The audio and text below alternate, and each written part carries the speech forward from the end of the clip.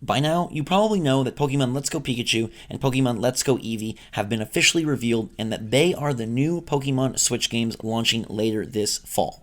But there's probably some information you don't know, as a lot of juicy details were doled out across a multitude of articles, interviews, and live tweet sessions. That's why today I've gathered 25 super cool facts about Pokemon Let's Go Pikachu and Pokemon Let's Go Eevee. What's going on, everybody? It's Ghost Robo, and boy oh boy has it been a busy and exhausting evening as we had a massive presentation in Japan with 3 major announcements. The first being the free-to-play action RPG Pokemon Quest that is available now on Nintendo Switch. The second being the aforementioned Pokemon Let's Go Pikachu and Let's Go Eevee, which were heavily rumored and are now confirmed to launch on November 16th, 2018. And last but not least, the tease of a second half 2019 Pokemon game that will be a core experience that forwards and evolves the mainline handheld franchise and most likely looks to be Gen 8. Now, there are other details here, and some of them are really cool, so I wanted to share them.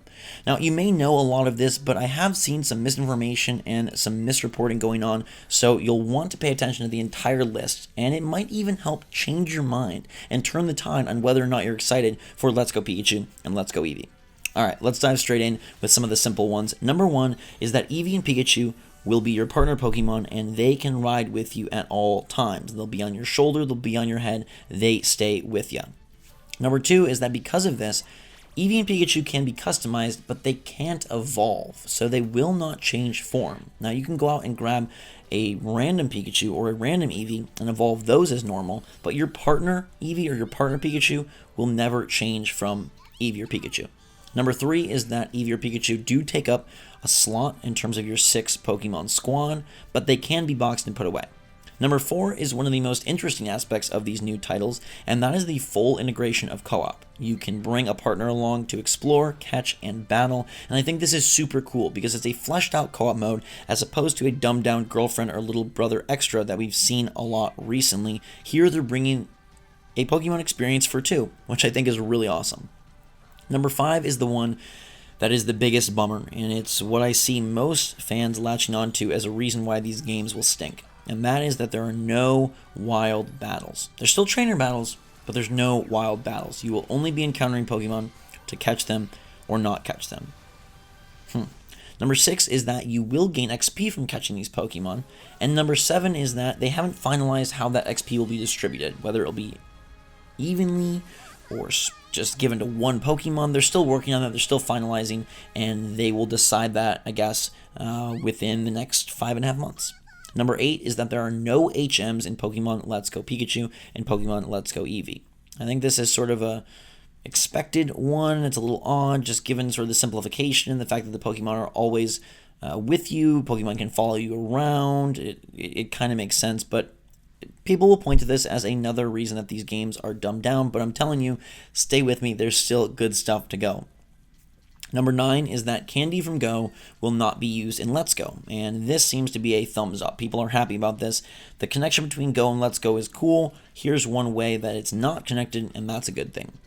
Number 10 is probably the biggest confusion that I've seen on Twitter and online, and that is about online. Will there be online play? First it was no, then it was yes, and then the final answer is that there is Wi-Fi, like local online Wi-Fi, but not true online. And that leads us to number 11, which is that you still can battle and trade with friends. And I think it's important for people to know that many of the core aspects and elements of Pokemon are still here. So the battle system is still the same. There are still towns.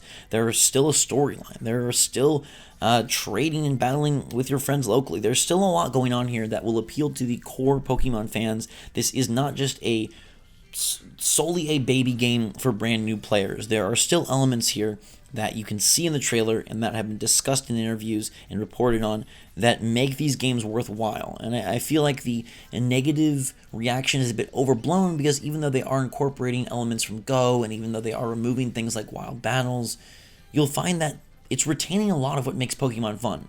And I think, yes, this isn't the ultimate Pokemon that we would have wished for as the first debut on the Switch, but that is still coming, and next fall should hopefully be earth-shattering. Number 12 is that you can have multiple saves. Now that there are multiple profiles on this console, you can have multiple saves and technically don't need multiple copies for multiple people. Number 13 is that these games are going to be $60. I've seen some people say, ooh, maybe they'll be cheaper. Maybe since they're casualified, they'll be lower in price. Look, Nintendo charged $60 for Donkey Kong Country Tropical Freeze. They're charging $60 for Pokemon Let's Go Pikachu and Let's Go Eevee, and it has been said as much. Number 14 is that the Pokeball Plus is a separate, non-required accessory that will retail for around $50.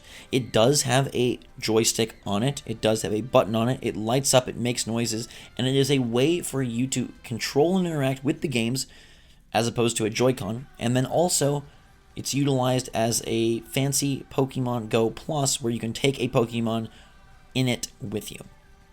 Number 15 is that you are able to transfer Pokemon from Pokemon Go to Pokemon Let's Go. But number 16 is an interesting one that I just saw, and that is that feature unlocks about halfway through the game. So you're not able to overload and rush your Pokemon from Go into Let's Go right off the bat. You do need to play through about half the game without any of that carryover, where then you'll unlock that ability. Number 17 is that this game contains 150 Pokemon plus some Alolan forms. No specific number or if they'll all be there or if there'll be some missing, but that is what they're saying. I know that we hope that maybe in the post-game it would unlock the ability to catch more Pokemon. They didn't completely say that was out of the realm of possibility, but it doesn't sound like it's happening. Number 18 is that there is one new Pokemon, a brand new Pokemon. I wouldn't be surprised if it was an Eevee evolution to tie in with this whole Eevee thing, but it was shown in a gift box at the end of the trailer, and it'll be coming to both Go and Let's Go. And let me state that you don't need to play Go in any way to enjoy this. I think that is important, that if you're not a fan of Pokemon Go, there still is a lot for you to like here in Pokemon Let's Go. That's kind of me. I didn't really like Go. I don't plan on picking Go up again. I will try out the Pokeball Plus, but I'm here for Let's Go Pikachu and Let's Go Eevee. I'm here for the console experience, and that is totally a valid option. Number 19 is that these are not remakes, but they're inspired by Pokemon Yellow. Initially, we thought maybe they would be tried and true remakes, but while they utilize the same land of Kanto, they are not a full-on remake. They are inspired by Yellow. And what that means for the story or for your interactions, I'm not sure yet. They haven't really said, but just know that these are inspired by titles. Number 20 is that the choice of putting Eevee on the cover and as one of the titular characters was obviously due to the increasing popularity of Eevee over the last decade, but it was also because your rival's Pokemon in Pokemon Yellow was Eevee, and that was where the initial inspiration came from. Number 21 is that Gyro is required even in handheld, so when you're going to do those Pokemon Go style catching and capturings, you will need to use some gyro aiming, which is a bit odd. Number 22 is that gyms are in. I've seen this one be misreported as well, that there's no gyms, there's no wild battles, it's completely dumbed down. Nope, gyms are in. So you still have trainer battles, you still have gym battles, you just don't have wild Pokemon battles. And it may be blasphemous, but in some way, this could speed the flow of the game in a positive direction. I know, hardcore, depth-directed fans will not like this one bit ever. But in terms of overall game pacing, hey, it could help. I'm open to the possibility. Number 23 is that there are more Pokemon Go ties than have been revealed. They will be discussing those at a later date, but there are more ways that these two games integrate. For me, I don't care. But for those of you that were very invested in Go, this is a way to reward you for all of your hours of play. And I think it's cool to see a game like Go being taken in almost expanded upon with these console titles, and that's sort of a cool reward for those of you that were really invested. Number 24 is that Pokeball Plus has more uses than Let's Go and Go.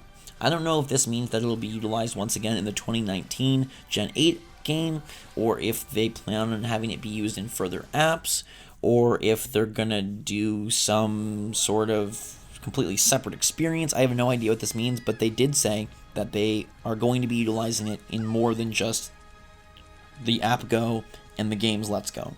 And the engineers said that they really wanted to create the most realistic Pokeball possible, and it looks like they've done a good job. It's pretty freaking sweet, and even though it's going to up the cost of the game to nearly $100, I think I'm going to have to get one on launch day.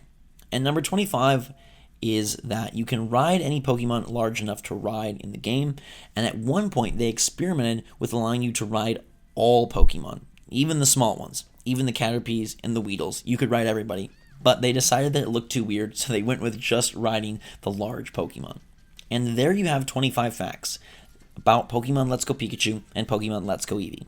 Hopefully some of them are new to you, hopefully some of them clear up some information, and I hope that you have an open mind and a positive attitude about these games. I know that in a lot of ways it's a bummer that we're not getting some really epic evolution of the franchise for the first true console experience, but I think these games are more core than you may expect, and I think they still hold a lot of fun and a lot of excitement. And hey, we have a year where we're getting a new Smash Bros. For Switch and a new Pokemon game within 2 months of each other. That is super awesome, and even if you're still bummed, look, E3 is less than 2 weeks away. I'm sure there'll be something there for you, so hopefully this video was fun. Hopefully you're excited. Let me know your favorite fact about Pokemon Let's Go Pikachu and Pokemon Let's Go Eevee in the comments down below. I'll make sure to bring you more info as soon as it's revealed. There's got to be more footage, more info, whether it's in these days where the press is in Japan or whether it's saved for E3 or a future direct. I'm not sure, but I will definitely keep you posted. In the meantime, everybody, thanks so much for watching. Have a fantastic day. I love you. I'm exhausted, so I'm going to bed. Hopefully you guys